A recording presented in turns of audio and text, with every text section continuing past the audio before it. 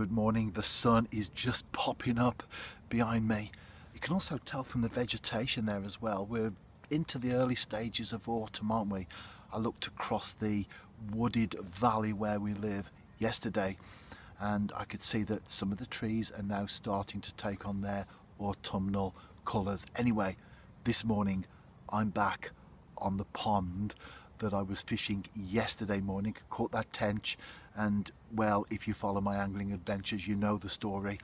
I'm back and I'm hoping to get another one. Well, actually, I'm hoping to catch anything because I'm going for the grain of corn on a ledger out into the middle of the pool, which isn't big, so just a little gentle underarm cast.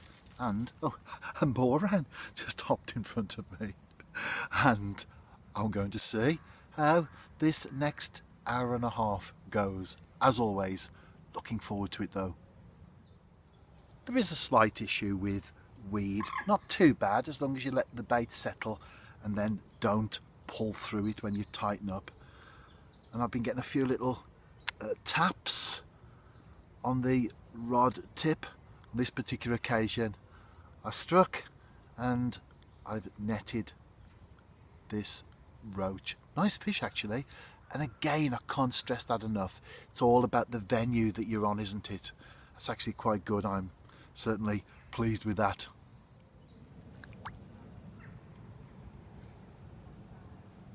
When I was a child, these were the popular species. Nowadays, of course, it's a carp, but roach were the angler's number one.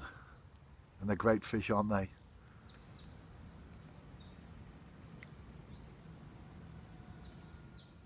My setup is very simple.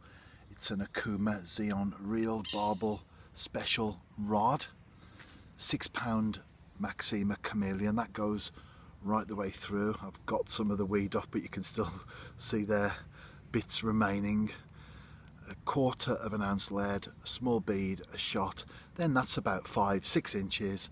A size 12 Drennan super specialist hook and a single grain of sweet corn.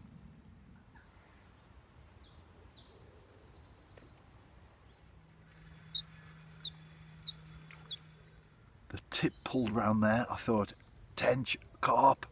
Well, not that I'm complaining, but it was this roach.